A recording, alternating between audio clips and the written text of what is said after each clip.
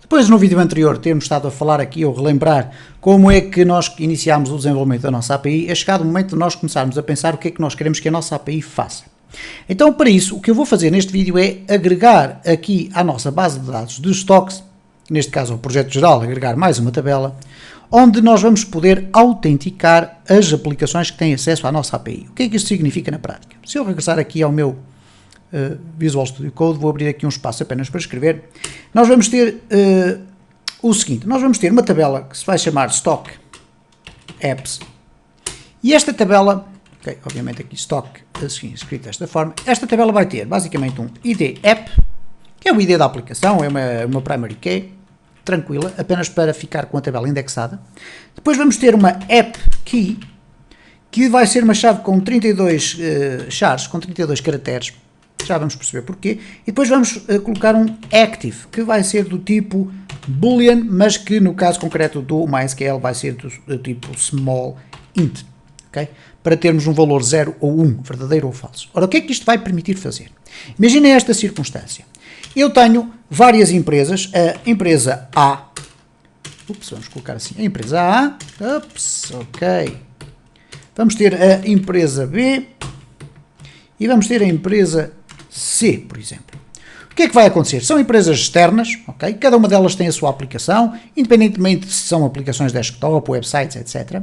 E elas contrataram connosco a necessidade de acederem à nossa API. Isto é, elas gastam todas do nosso estoque. O que é que vai acontecer aqui? Quando uma empresa destas compra o nosso serviço, nós vamos registar nesta base de dados, ou nesta tabela mais concretamente, uma chave que lhe vai permitir fazer a sua autenticação na nossa API. Isto é, se essa empresa não fizer as suas chamadas à nossa API com esta chave, o que vai acontecer é que a nossa API vai dizer, ok, nós não temos aqui nenhuma empresa com uma chave, nós necessitamos desta chave, não vamos dar resposta aos pedidos dessa empresa. Então o que é que vai acontecer? Se esta empresa A, imaginem, nos paga uma mensalidade para nós podermos, para eles terem acesso à nossa API, e de um momento para o outro esta empresa deixa de pagar essa mensalidade, o que nós vamos fazer é, não vamos apagar o registro da empresa na nossa base de dados, vamos sim alterar o active para falso. Então, sempre que esta empresa tenta aceder à nossa base de dados, o que vai acontecer é que, apesar de ter a chave correta, ela não está ativa. Se, entretanto, regularizar a sua situação connosco, a sua situação comercial neste caso, nós voltamos a colocar o ativo igual a verdadeiro e a empresa passa a receber novamente as respostas aos pedidos da nossa API. Então, vamos aqui muito rapidamente no ADSQL acrescentar uma nova tabela. Vamos criar aqui Create Table. Eu vou chamar esta tabela Stock Apps. Vamos criar aqui então um ID App que vai ser um inteiro e vai ser um campo especial, vai ser uma primary key e por pré-definição ele vai ter um sistema de auto-incremento. Vamos colocar aqui auto-incremento. Depois vamos ter a tal app underscore key que vai ser do tipo varchar. E vamos colocar aqui com um espaço para 50, é mais que suficiente. Depois, aqui na pré-definição não vamos ter no default value, ok? E vamos acrescentar aqui uma outra coluna que é o active, que vai ser do tipo small int, é portanto um valor inteiro, e aqui no valor ele usa aqui uma expressão 0, eu vou colocar a expressão 1. O que é que isto significa na prática? Que quando eu fizer o registro de qualquer uma das minhas empresas parceiras comerciais, elas por defeito vão estar ativas. Okay? Então nós vamos ter aqui a possibilidade de definir quais são as empresas que trabalham connosco ou que têm acesso à nossa API. Vamos clicar aqui em guardar, está guardado, temos aqui o estoque das nossas apps, e o que nós vamos fazer agora aqui é rapidamente inserir, porque não temos nenhuma destas funcionalidades no nosso back-office, inserir diretamente 2 ou 3 empresas. Neste caso vamos inserir aqui 3 empresas. Como é que eu vou fazer isso? Bom, para a empresa A, e para a empresa B e para a empresa C, eu vou definir uma chave com 32 caracteres completamente aleatórios. Lembrando que se vocês quiserem ter um plugin dos imensos que existem para poderem ter números randómicos dentro do vosso Visual Studio Code, é muito fácil. Vocês vão aqui à parte das extensões, procuram pelo plugin Random String Generator. Depois de o instalarem, ele vai funcionar da seguinte forma: vocês colocam o cursor onde querem gerar a chave, fazem Ctrl-Shift-P e escrevem Random. Okay? Quando aparecer Generate Random String Password, vocês vão clicar ali, vão poder escolher aqui qual é o comprimento ou o número de caracteres da vossa password ou da vossa chave, ou como lhe queiram chamar. Eu vou colocar aqui 32 caracteres, vamos pressionar o Return, Enter. Vamos escolher aqui Medium Strength, ok? Se for com High Strength, ele vai colocar símbolos, letras, dígitos, etc. Aqui eu vai colocar apenas dígitos e letras maiúsculas e minúsculas. Então eu vou colocar aqui e reparem então como aparece aqui uma chave que é suficientemente complexa para que alguém a possa decorar, ok? Aqui em baixo vamos fazer exatamente a mesma coisa. Ctrl-Shift-P, Random, 32, ok, Medium, já está, Ctrl-Shift-P, Random, 32, Medium e já temos aqui. Então o que eu vou fazer é colocar estas três empresas dentro da minha base de dados, para depois podermos efetuar testes. Então vamos fazer um Insert into Stock Apps, okay? Aqui tenho o Stock mal escrito, obviamente, Stock Apps. Aqui nos values vamos colocar apenas o AppKey e à partida só será necessário o AppKey. Vamos colocar aqui o value, vamos já testar o values e vamos colocar aqui a primeira chave, Ctrl-V. Okay. Vamos executar aqui este código, okay. Executado. Foi afetada uma row, ok? O que quer dizer que se agora regressarmos aqui aos dados, nós já vamos ter então a primeira aplicação, a sua respectiva chave de autenticação e que está ativa.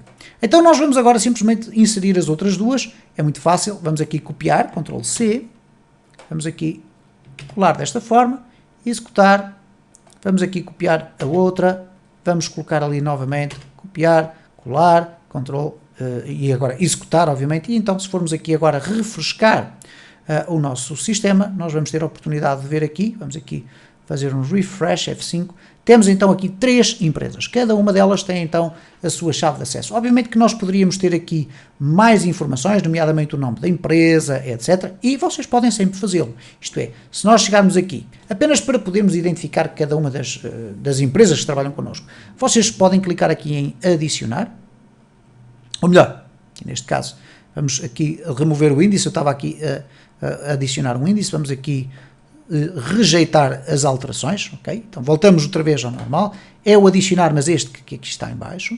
Aqui a seguir, logo ao ID App, vamos ter aqui empresa, ou mesmo nome, ou designação, aplicação. Vamos colocar aqui App Name, ok? No App Name vamos colocar aqui um varchar, aqui um varchar, vamos aqui alterar, ok, carregam no V, varchar 50, suficiente. Aqui vamos colocar no default value. Quando vocês clicarem em guardar, vão ter então uma nova coluna aqui. Eu vou colocar aqui aplicação 1 e vamos copiar para aqui e vamos colar em baixo aplicação 2 e aplicação 3. Este campo, na minha opinião, serviria apenas para nós podermos identificar a que aplicação se destinava esta chave e o ativo e o inativo, etc. Está feito. Bom, o que é que nós vamos fazer agora então a partir daqui? Todas as chamadas que forem efetuadas à nossa API, que está aqui dentro, ok, eu vou fechar aqui, vamos abrir aqui a nossa API. Todas as chamadas que forem efetuadas à nossa API, primeiro tenho que passar pelo crivo de perguntar se de facto elas têm ou não têm permissão para aceder aos nossos dados. Caso não tenham essa permissão, o resultado vai ser, ok, erro, não há possibilidade de chegar aqui, ok? Portanto, essa vai ser a primeira pergunta que nós iremos fazer e que iremos desenvolver já no próximo vídeo desta série. Isto é, vamos perguntar primeiro, em cada tipo de chamada que for feita, se vem ou não vem nos dados do post a chave da nossa aplicação. E a partir desse momento, se ela vier, nós respondemos corretamente. Se ela não vier, nós vamos devolver um erro. Então, essa chamada irá ser feita alguns por aqui. Reparem, neste campo do init.php é onde nós vamos buscar a informação que vem por post dentro do pedido. ok? Então, se nós agora formos aqui colocar um die, ou então vamos fazer aqui um echo, e vamos colocar aqui o data. Ora, obviamente que aqui este data vai ser um array, então nós vamos fazer aqui um print r de data, e vamos fazer aqui um die, simplesmente para parar o código, ok? Então o que vai acontecer aqui é o seguinte, vamos fazer aqui um Ctrl S para guardar, há aqui obviamente a falha de um ponto e vírgula. O que vai acontecer aqui é que eu, quando passar os dados para o interior da minha aplicação, independentemente da minha API, independentemente do terminal ou do endpoint que eu quiser aceder, ele vai passar sempre pelo init, inclusive aqui com o teste. Reparem, ele vai incluir o init e, portanto, antes de executar o resto deste código, ele já está a executar aquilo que está no init.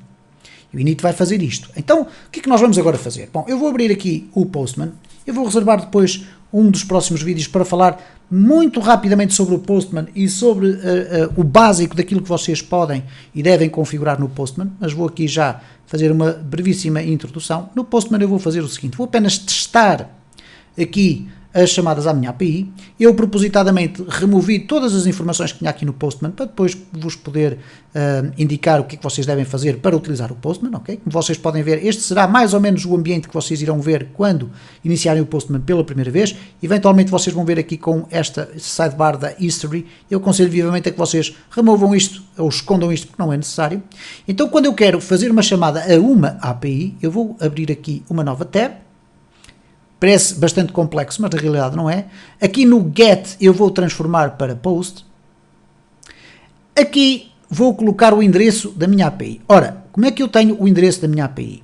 Bom, neste caso, aqui eu tenho o API dentro do mesmo local onde tenho o public, basicamente. Ou melhor, o public está ali e o API está ali daquele lado. Bom, se eu for aqui ao meu localhost, só simplesmente assim, localhost, se for aqui ao projeto geral, se for aqui à API e se for a teste, ok? Eu tenho aqui o endereço da minha API. Então, neste caso, o endereço é até aqui ao teste, ok? Vamos copiar. Eu vou regressar aqui ao Postman. No Postman vou colar ali o endereço todo e, obviamente, vou colocar ali o teste porque é o endpoint que eu quero chegar, ok? Poderia ter colocado anteriormente, mas fica assim. Se eu agora fizer um send, o que vai acontecer é que o sistema vai me dar aqui a resposta que o servidor der, ok? Ora, neste caso eu vou fazer aqui um send, vamos ver a resposta que o servidor me vai dar, ok? E reparem, aqui no body não houve resposta nenhuma. E não houve resposta nenhuma porquê? Porque no meu body, isto é, no meu pedido de post, eu não enviei informação nenhuma no pedido. Então vamos aqui verificar o seguinte, porque eu aqui neste caso estou a dizer, olha, mostra-me qual foi a informação que me foi fornecida pelo pedido. E neste caso não foi nenhuma. Mas reparem como eu aqui, vindo ao body, no body vou selecionar raw, no raw vou escolher JSON. E aqui no JSON eu vou colocar simplesmente qualquer coisa. Vou escrever aqui chave, por exemplo, ou até, ok, vamos escrever chave por agora, vou colocar a seguir 2 pontos e vou colocar aqui testando. Se eu agora fizer um send, ele já me vai mostrar o que é que ele recebeu dentro da aplicação. Okay? Foi isto que ele recebeu, chave testando. Ora, obviamente que se eu colocar aqui key, ou app key, e agora colocar aqui uma destas chaves que eu usei para uma das minhas aplicações, vamos aqui organizar isto por, ok, já fiz aqui a asneira, mas tudo bem, vamos aqui organizar isto de alguma forma, vamos pegar aqui, ok, fazer aqui um Ctrl C. O que nós vamos fazer agora é o seguinte, se eu colocar aqui na minha key esta expressão, ok, o que vai acontecer aqui é isto. Se vocês tenham atenção que não podem fazer isto, porque senão vamos ter aqui um erro eventualmente, ok, reparem, não apareceu rigorosamente nada, mas vamos definir aqui então esta chave, vamos fazer um send e nós vamos ter aqui a app key que é igual a este valor, ok? No próximo vídeo desta série o que nós vamos fazer é o seguinte, vamos então colocar o nosso sistema a responder se a nossa aplicação tem ou não tem permissões para poder aceder aos dados da nossa API.